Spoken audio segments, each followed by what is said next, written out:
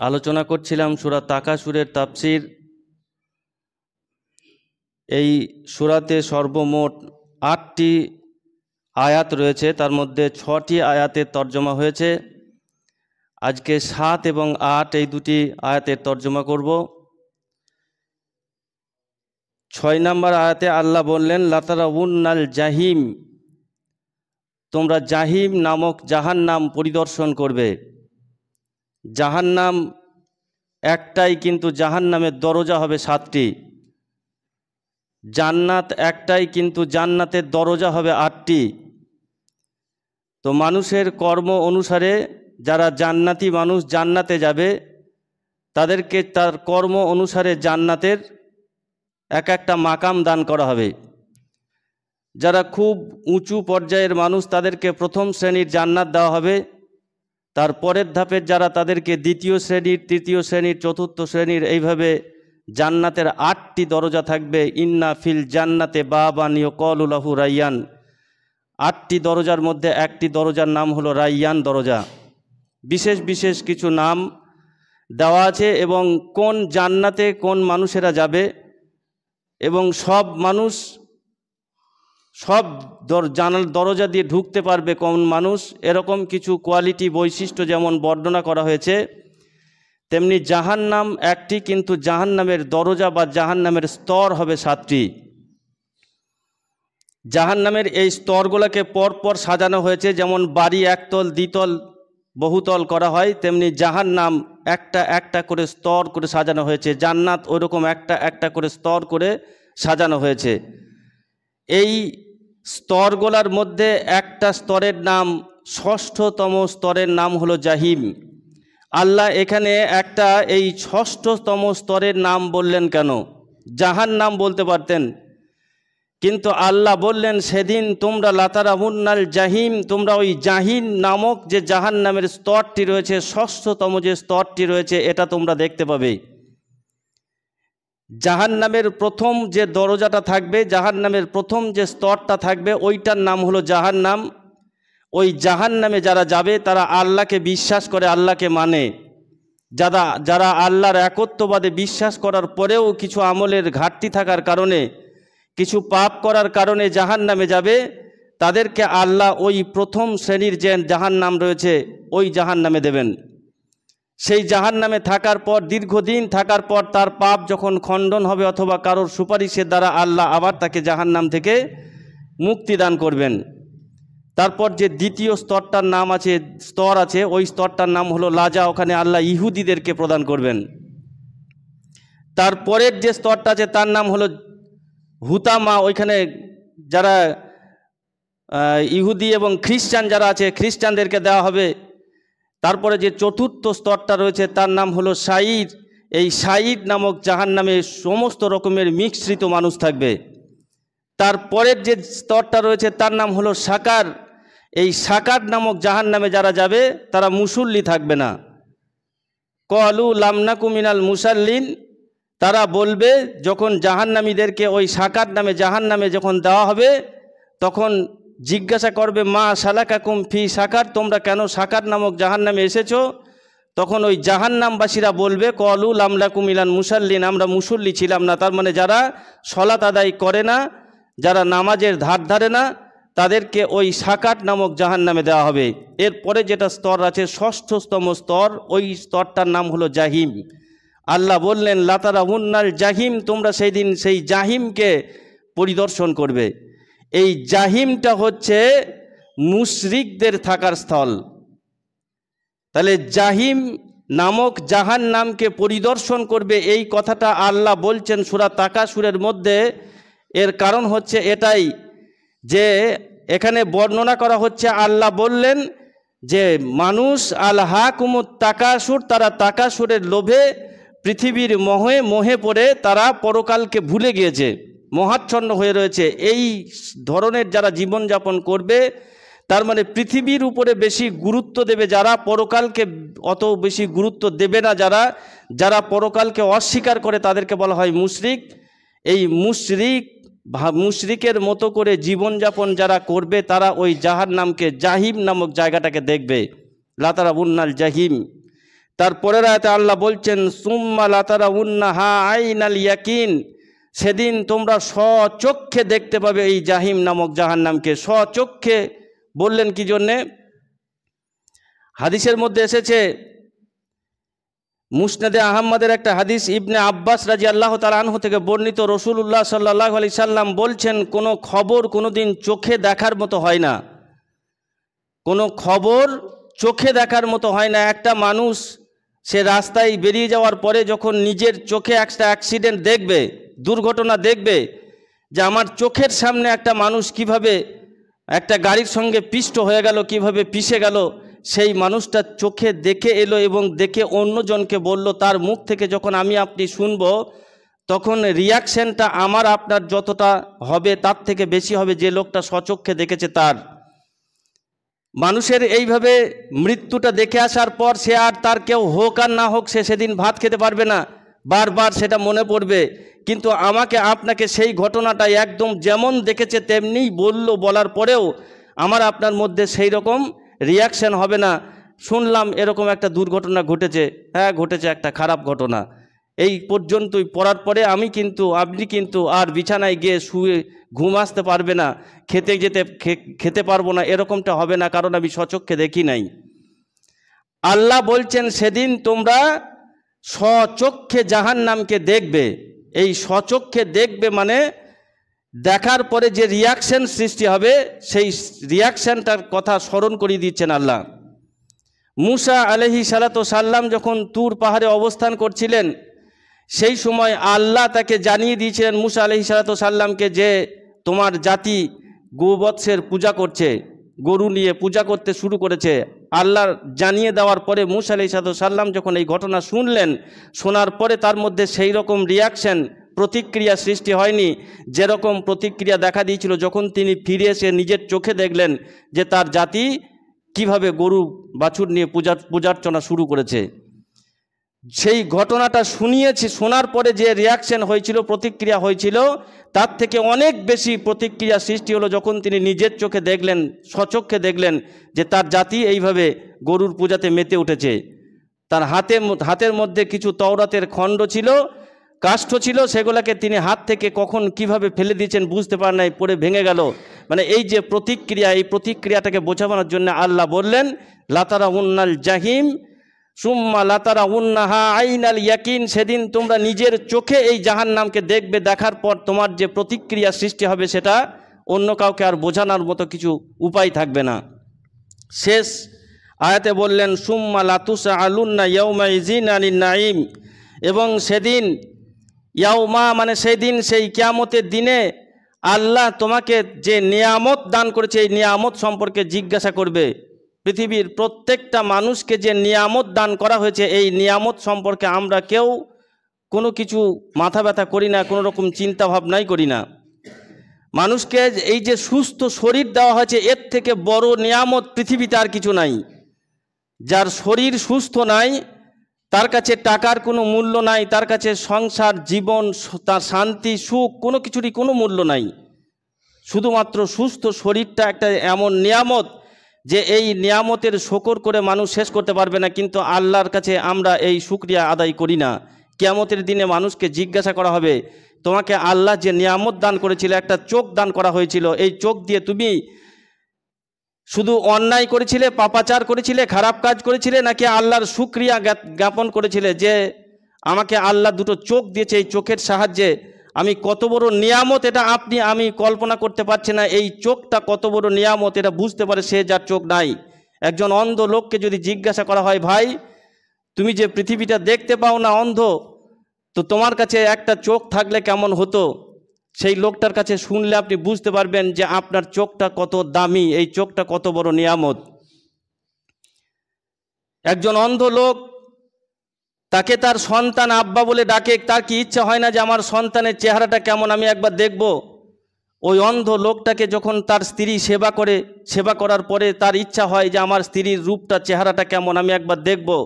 আমি যে বাড়িতে বাস করছি আমার এই বাড়িটা কেমন এটা আমি একবার দেখব।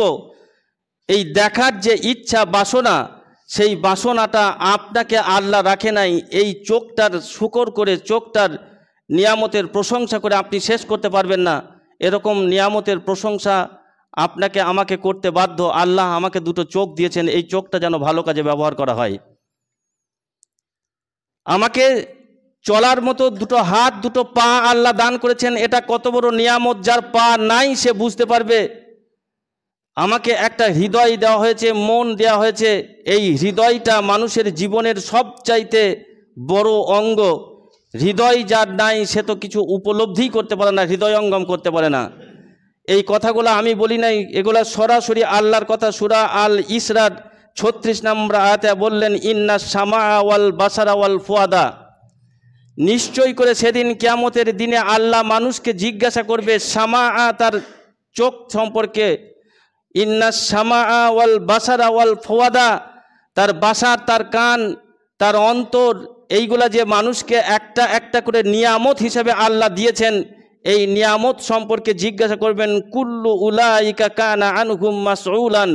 এইগুলা কুল্লু মানে প্রত্যেকটা, উলাইকা আনহু মাসউলান, প্রত্যেকটা সম্পর্কে কিয়ামতের দিনে আল্লাহ একটা একটা করে জিজ্ঞাসা করবে। তোমাকে যে শ্রবণ শক্তি দান করেছিলাম, তোমাকে যে কান দিয়েছিলাম, এই কান দিয়ে তুমি যে শুনতে পেতে, এই কান দিয়ে তুমি শুধু গান শুনেছো? এই কান দিয়ে তুমি শুধুমাত্র খারাপ জিনিস শুনেছো, নাকি এই কানের সাহায্যে তুমি কিছু ভালো কাজ করেছো, ভালো জিনিস শুনেছো? এই শোনার পরে তুমি কেমন করে জীবনযাপন করেছো, এটা আপনাকে জিজ্ঞাসা করা হবে। আপনাকে দুটো হাত দেওয়া হয়েছে, এই হাতটা দিয়ে আপনি শুধুমাত্র দুনিয়া কামাই করেছেন, নাকি এই হাতের সাহায্যে কিছু দিনের কাজ করেছেন আল্লাহর ওয়াস্তে? এই হাতটাকে কোনোদিন লাগিয়েছেন? আল্লাহ কিয়ামতের ময়দানে জিজ্ঞাসা করবেন।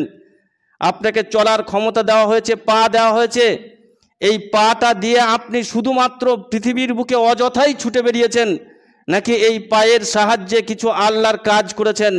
জিজ্ঞাসা করা হবে কিয়ামতের ময়দানে। এই রকম করে প্রত্যেকটা অঙ্গ সম্পর্কে সেদিন আপনাকে জিজ্ঞাসা করা হবে, এমনকি অন্তর সম্পর্কে। আপনার দিল, অন্তর যেটা ছিল ফুয়াদা, এই ফুয়াদা সম্পর্কে জিজ্ঞাসা করা হবে। তুমি তোমার অন্তর দিয়ে শুধু পরিকল্পনা যা করেছিলে, সেটা কি শুধু পার্থিব জগৎ সম্পর্কে, নাকি পরকাল সম্পর্কে কিছু ভেবেছিলে? এই পরকাল সম্পর্কে যারা ভাবে না তাদেরকেই বলা হয় মুশরিক। এর পরের যে আর একটা জগৎ আছে, এই জগৎটা যে এই জগতের থেকে বেশি দামি, এইটা যারা মনে করে না তাদেরকেই বলা হয় মুশরিক। এই মুশরিকদের ঠিকানা হবে জাহিম নামক জাহান্নাম। ওই কারণে আল্লাহ বললেন যে সেদিন তোমরা লাতারাবুন্নাল জাহিম, এই জাহিম নামক যে জাহান্নাম, এটা জাহান্নামের 6ষ্ঠতম স্তর, এবং সর্বনিম্ন যে স্তর রয়েছে তার উপরে, তার মানে সর্বনিম্ন স্তরে যারা যাবে তারা হলো মুনাফিক। মুনাফিক যারা, ওদেরকে আল্লাহ একদম নিকৃষ্টতম জাহান্নামের সর্বনিম্ন স্তরে দেবেন, তার উপরের ধাপটা।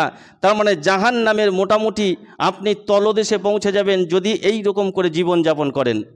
জাহিম নামক জাহান্নাম দিয়ে সতর্ক করা হচ্ছে আপনাকে এই সূরার মধ্যে। এই কারণেই যে যদি আপনি এইগুলা সম্পর্কে অবচেতন না থাকেন, যদি এগুলা সম্পর্কে সচেতন না থাকেন, যে আমার হাত আছে, আমার পা আছে, আমার চোখ আছে, আমার কান আছে, আমার অন্তর আছে, এইগুলা দিয়ে আমি যদি কিছু ভালো চিন্তা না করি, এইগুলা দিয়ে যদি আমি কিছু ভালো কাজ না করে যাই, তাহলে কিয়ামতের দিনে আল্লাহ আমাকে এইগুলা সম্পর্কে একটা একটা করে জিজ্ঞাসা করবেন। আপনি প্রত্যেকটা উত্তর দিতে গিয়ে আটকে যাবেন। সেই আটকে গেলেই আপনাকে ওই জাহিম নামক জাহান্নামে নিক্ষেপ করা হবে। আল্লাহ যেন আমাদেরকে এখান থেকে হেফাজত করেন। মানুষের জীবনের যে নিয়ামত, এই নিয়ামতটা হলো সুস্থ শরীর। সুস্থ শরীর এমন একটা সম্পদ যে এই সম্পদ কেউ কাউকে ধার দিতে পারে না, কেউ কারো কাছে ধার দিতে পারে না। আপনি একজন বিরাট বড় ব্যবসায়ী, আপনি একজন খুব কোটিপতি সম্প্রদায়ের মানুষ, আপনার যদি কয়েক লক্ষ টাকার প্রয়োজন হয়, আপনি ব্যবসা করতে কোনো কিছুর যদি অসুবিধা হয়, আপনি কারোর কাছে, প্রতিবেশীর কাছে, আপনার প্রিয় কোনো মানুষের কাছে, আপনার বন্ধু বান্ধবের কাছে আপনি 2 লাখ 10 লাখ টাকা ধার নিতে পারেন। কিন্তু একবার ভেবে দেখুন তো, যদি আপনার শরীরে কোনো অসুখ যদি ঢুকে যায়, আপনার কিডনিটা যদি ড্যামেজ হয়ে যায়, আর আপনি যদি মনে করেন যে আমার এই কিডনিটা আমি কারো কাছ থেকে 2 দিনকার মতো, 10 দিনকার মতো ধার নেব, আপনার ছেলে হলেও আপনাকে দিতে পারবে না, দেবে না। আপনি পারবেন না। আপনার চোখের সামনে যদি আপনার আদরের সন্তান ছটপট করে মরে যায়, তার সেই মরে যাওয়ার সময় তার হার্টের ভালভে লিক হয়ে গেছে, তাকে বাঁচানো যাচ্ছে না, আপনি পারবেন না তাকে ওইটা ধার দিতে। এটা একটা নিয়ামত, সুস্থ শরীর, এটা সবচাইতে বড় নিয়ামত। এই নিয়ামত সম্পর্কে জিজ্ঞাসা করা হবে, শরীর সম্পর্কে আপনাকে জিজ্ঞাসা করা হবে। আর মানুষের জীবনের এই যে একটা সময় থাকে, প্রত্যেক মানুষের জীবনের কিছু মানে অবসর সময় যেটাকে আমরা বলি, এই অবসর সময়টাকে আমরা অবহেলায় এমন করে কাটিয়ে দিই। কিছু মানুষ আছে চায়ের দোকানে বসে বসে, বাজারে বসে বসে আড্ডা মেরে মেরে, যেখানে সেখানে আজে বাজে গল্প করে করে অবসর সময়টাকে আমরা কাটিয়ে দিই। এই অবসর সময়টা একটা নিয়ামত। এই অবসর সময় সম্পর্কে আপনাকে জিজ্ঞাসা করা হবে। হাদিসের মধ্যে এসেছে, আনিবনু আব্বাস রাদিয়াল্লাহু তাআলা আনহু থেকে বর্ণিত, সহিহ বুখারীর 6412 নম্বর হাদিস। রাসূলুল্লাহ সাল্লাল্লাহু আলাইহি সাল্লাম বলেন, ক্বালান নবী সাল্লাল্লাহু আলাইহি ওয়াসাল্লাম, নি'মাতানি মাকবুনুন ফীহিমা কাসীরুম মিনান নাস। দুটি নিয়ামত আছে, নি'মাতানি, দুটি নিয়ামত আছে, যে দুটি নিয়ামতের কাছে পৃথিবীর প্রত্যেকটা মানুষ, মাকবুনুন কাসীরাম মিনান নাস, যে প্রায় প্রত্যেকটা মানুষ এই দুটো নিয়ামতের ব্যাপারে তারা ওয়াকিবহাল থাকে না, তারা এখানে ঠক খেয়ে যায়, ঠকে যায়। সে বুঝতেই পারে না যে সে নিয়ামতের অপব্যবহার করছে। সেই নিয়ামত দুটো কি? সিঘাতু ওয়াল ফারাগু। একটা হচ্ছে তার অবসর সময়, আর একটা হচ্ছে সুস্থ শরীর। আপনার শরীর যতদিন সুস্থ আছে ততদিন আপনি বুঝতে পারছেন না যে আপনি কত বড় নিয়ামত, কত বড় সম্পদ আল্লাহ আপনাকে দান করেছে। যেদিন আপনার বুঝতে পারবেন যে শরীরের কোনো একটা অঙ্গের বিকৃতি ঘটেছে, আপনি আর ভালোভাবে শ্বাস নিতে পারছেন না, যেদিন আপনাকে ডাক্তার প্রেসক্রিপশন করে দেবে এবার আপনি গ্যাস টানবেন, তখন আপনি বুঝতে পারবেন আপনার এই ফুসফুসটার কত দাম। এই শুধু ওই একটা অঙ্গ কাজ না করার কারণে আপনার চোখের সামনে যদি আপনার সেই ভিআইপি খাবারগুলোকে আপনার চোখের সামনে ছড়িয়ে দেওয়া হয়, আপনার খাবার দেখতে ভালো লাগবে না। আপনার যখন শ্বাসকষ্ট শুরু হয়ে যাবে, ওই শ্বাসকষ্টের সময়তে যদি আপনাকে সেই সময় খুব আনন্দের উপকরণ যেগুলো দিয়ে আপনি এতদিন মেতেছিলেন, সেই আনন্দের উপকরণের ব্যবস্থা যদি আপনার সামনে করানো হয়, তাহলে আপনার রাগ লাগবে, আপনি উপভোগ করতে পারবেন না। এই সুস্থ শরীর এবং যে অবসর সময় আপনাকে দেওয়া হয়েছে, এই অবসর সময়টা হলো একটা নিয়ামত। এই নিয়ামত সম্পর্কে কাল কিয়ামতের ময়দানে প্রত্যেকটা মানুষকে জিজ্ঞাসা করা হবে। এই নিয়ামতগুলো যেন আমরা সঠিকভাবে ব্যবহার করি। যদি ব্যবহার করতে না পারি তাহলে কিন্তু আমরা সবাই ক্ষতিগ্রস্তের মধ্যে রয়েছি। সূরা আল হাদিদের মধ্যে 20 নম্বর আয়াতে আল্লাহ বললেন, আন্নামাল হায়াতুদ দুনিয়া লাইবু ওয়া লাহবু ওয়া জিনাতু ওয়া তাফাখুরুম বাইনাকুম ওয়া তাকাসুরুন ফিল আমওয়ালি ওয়াল আওলাদ। দুনিয়ার এই জীবনটা সম্পর্কে বলতে গিয়ে আল্লাহ বলছেন, আন্নামাল হায়াতুদ দুনিয়া লাইবু ওয়া লাহবু, তোমাদের এই দুনিয়ার যে হায়াতের জিন্দেগি, তোমাদের এই যে পৃথিবীর জীবন, এই জীবনটা হলো লাইবু ওয়া লাহবু ওয়া জিনাতু। এটা শুধুমাত্র খেল তামাশা এবং সাজানো। তুমি শুধুমাত্র ইনকাম করে নিয়ে আসবে আর দুনিয়াটাকে সাজাবে, এটা তোমাদের কাছে খেল তামাশা সাজানোর জীবন। ওয়া তাফাখুরুম বাইনাকুম ওয়া তাকাসুরুন ফিল আমওয়ালি ওয়াল আওলাদ, এবং এখানে তোমরা তাকাসুরুন কম্পিটিশন করবে, আমওয়ালি ওয়াল আওলাদ, তোমাদের মাল এবং তোমাদের আওলাদ, সন্তান সন্ততি।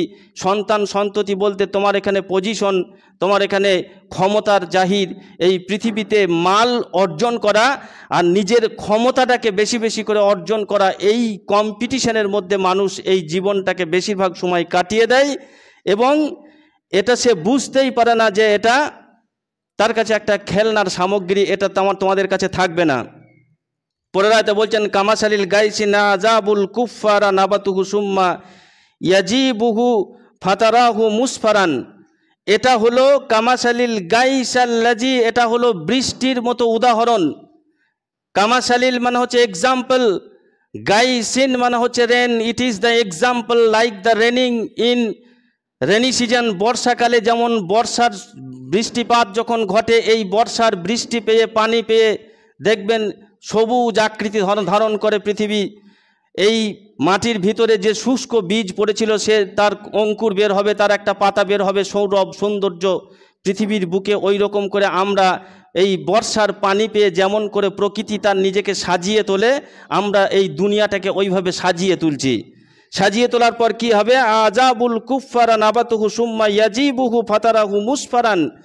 কালের নিয়মে সে দেখবে এক সময় হলুদ হয়ে যাবে, পেকে যাবে, এ চিরদিন ওই রূপ প্রকৃতির ওই সৌন্দর্য সে থাকবে না। যে ফুলটা সকালবেলায় ফুটেছিল বিকালবেলায় তার রং বদলে যাবে, গাছের ডাল থেকে সে ঝরে পড়ে যাবে, গাছের প্রকৃতির মধ্যে যে সবুজ ঘাস হয়েছিল ওই ঘাস একসময় হলুদ হয়ে যাবে, গাছের পাতা হলুদ হয়ে যাবে। প্রকৃতির এই রূপ যেমন চিরদিন থাকে না, হলুদ হয়ে যায়। সুম্মা ইয়াকুনু হুতামা, অতঃপর তোমরা সেখানে দেখতে পাবে যে শুধুমাত্র ধ্বংসাবশেষ পড়ে রয়েছে, কিছুই নাই, যা পড়ে রয়েছে সেগুলো খড়কুটো মাত্র। যে সবুজ রূপ ধারণ করেছিল, যে ফসল রূপ ধারণ করেছিল, সেই ফসল কেটে নেওয়ার পরে শুধুমাত্র খড়কুটোগুলো পড়ে থাকে। তোমাদের কাছে পৃথিবীর জিন্দেগিটা, দুনিয়ার জিন্দেগিটা হলো ওই রকম। তোমরা শুধুমাত্র ছুটে বেড়াইছো, সাজাইছো। এই বৃষ্টি পেয়ে যেমন প্রকৃতি নিজেকে সাজায়, দুনিয়াটাকে, তোমার ঘরটাকে, তোমার বাড়িটাকে, তোমার জীবনটাকে তুমি ওইভাবে সাজাবার চেষ্টা করছো, কিন্তু এই সাজানো তোমার এই সৌন্দর্য এ চিরদিন থাকবে না। কালের নিয়মে অটোমেটিক্যালি এটা একসময় হলুদ হয়ে যাবে। আপনার শরীরের যে পরিবর্তন দেখা দেবে, তখন আপনাকে ভাবতে হবে আপনার হলুদ হতে শুরু করেছে, আপনার কাঁচা চুলগুলো একসময় পাকতে শুরু করবে একটা একটা করে। আপনার মুখে যে সুন্দর দাঁত ছিল এই দাঁতটা একসময় নড়তে শুরু করবে। আপনার শরীরের চামড়ার মধ্যে যে চিকনতা ছিল এটা একসময় হারিয়ে গিয়ে ওটা কুঁচকে যাবে।